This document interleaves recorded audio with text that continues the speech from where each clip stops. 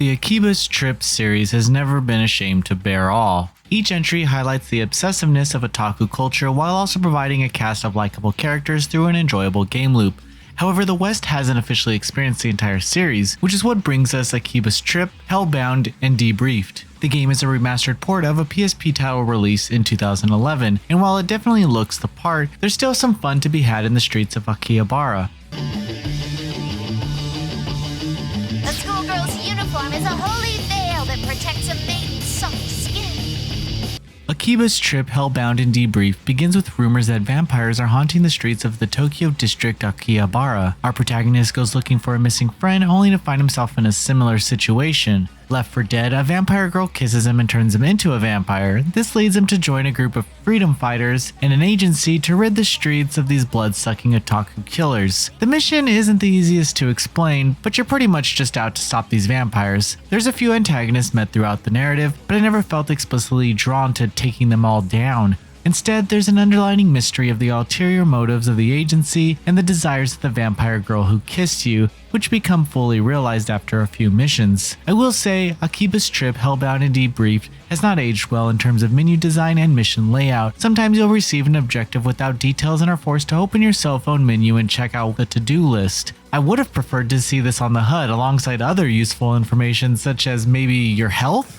The only way to take down enemies is to strip them and expose their bodies to the sun. This becomes more complicated throughout the game, but the general idea is to use low, mid, and high attacks to weaken the clothes and then rip them off. Attacks begin as basic combos, but new skills can be learned through purchasing books around town. It's not needed, but it does help against larger groups of enemies as they're beating the crap out of you. The catch is that you're also a vampire, so if you lose your clothes, then it's game over. Clothes in the game are treated in a humorous tone. Not all clothes can be available to rip from the start, as some require you to purchase books that detail their weaknesses. It creates a slow drip of enemies that provide reason to farm money and complete side quests since nothing is cheap in this district. However, fighting becomes a significant issue thanks to a terrible in-game camera. The entire experience of gameplay is just overly taxing and dull. You're constantly sent out on missions where you either have to find someone based on a vague description, dress up in a certain way, or find an item. This creates unnecessary back and forth as you simply guess where these stores are. In addition, the entire experience lacks major quality of life features such as a way to check the stores in a district from the map section, so you don't have to run into each area and check every store when you're unsure of what they actually sell.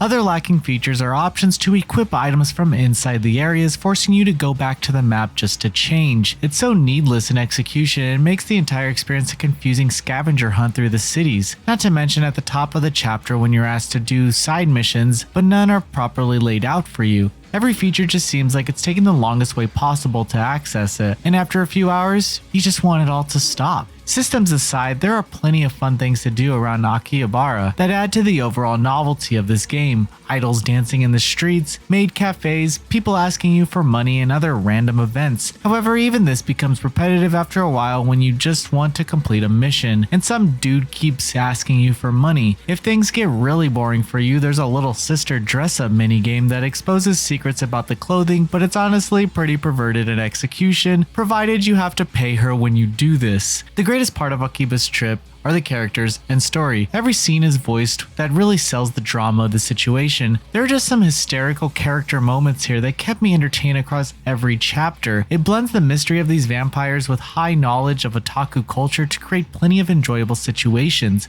Something interesting that happens through gameplay is how you begin to memorize the layout of the different districts. It may take a few hours, but the random storefronts and mission layouts become easier based on the countless times you visited the areas. There's a lot packed in this PSP title, but I couldn't help but wish that it was a remake or a proper sequel. Further, the dated visuals impact the overall experience, but given this is a PSP release, I can look past it.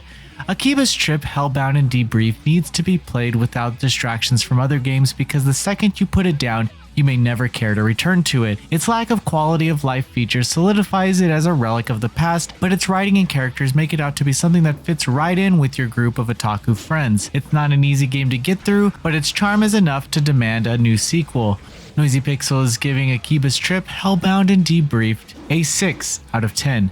Thank you for watching. Please read the full review at noisypixel.net. NoisyPixel is run by a group of gamers who work hard to deliver news, reviews, previews, and more. Please subscribe to keep up with all our future content.